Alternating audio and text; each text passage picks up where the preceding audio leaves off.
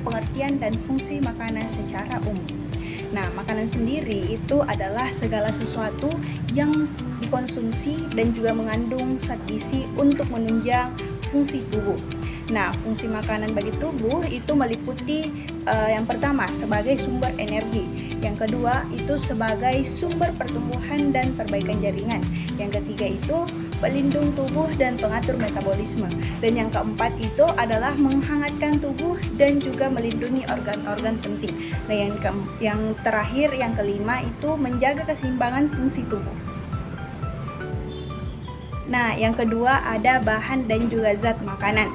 Nah, bahan dan zat makanan dibagi menjadi dua, yakni hewani dan juga nabati. Hewani itu berasal dari hewan, contohnya seperti daging, ikan, susu, dan juga telur.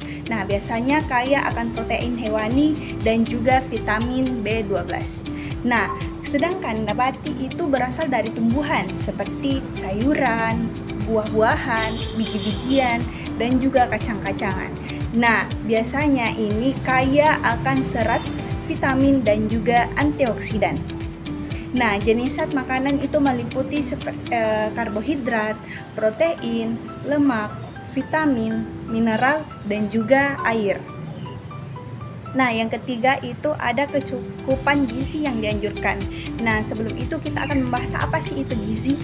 Nah, gizi sendiri itu adalah zat dalam makanan yang diperlukan tubuh agar dapat tumbuh, berkembang, dan juga berfungsi dengan baik.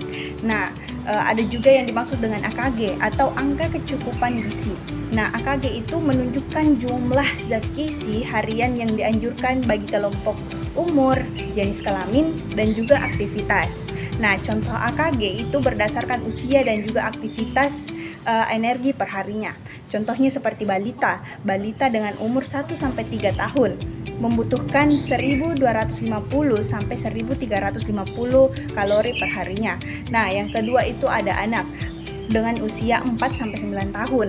Itu membutuhkan kalori sebanyak 1400 sampai 1850 perharinya. Nah, adapun remaja yakni usia 10 sampai 15 tahun yang memerlukan kalori 1900 sampai 2500 kalori perharinya. Nah, adapun juga dewasa yakni dewasa aktif dengan usia 19 sampai 20 tahun yang membutuhkan 2250 sampai 2675 kalori perharinya.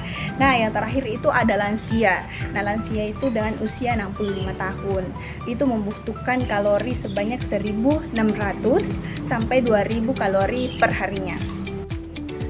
Nah, yang keempat itu pedoman susunan makanan sehat. Nah, ini ilustrasinya. Nah, di dalam ilustrasi tersebut diberikan judul dengan isi piringku. Di dalam ilustrasi itu ada 1/2 sayur dan juga buah, 1/3 karbo, 1/6 lauk, dan juga air putih dan aktivitas fisiknya. Nah, adapun 4 sehat dan 5 sempurna itu merupakan makanan pokok. Di dalamnya itu ada makanan pokok, lauk pauk, sayur dan buah, dan juga susu sebagai penyempurna. Nah, perbandingan antara pedoman lama dan juga pedoman modern, yakni pedoman lama itu tidak menekankan keseimbangan dan kebersihan. Nah, kalau pada pedoman modern itu lebih detail, ada terhadap higienis, aktif secara fisik, dan juga cukup minum, dan yang terakhir adalah cuci tangan. Nah, yang kelima itu penyakit yang berhubungan dengan makanan. Contohnya seperti obesitas, yakni obesitas itu adalah kelebihan kalori dan juga lemak. Yang kedua itu seperti diabetes. Nah, diabetes itu seperti yakni konsumsi gula berlebihan dan juga pola hidup yang tidak sehat. Nah, yang ketiga ada anemia, yakni kekurangan zat besi. Nah, yang keempat itu ada kwashiorkor dan juga marasmur, yakni kekurangan protein dan juga energi.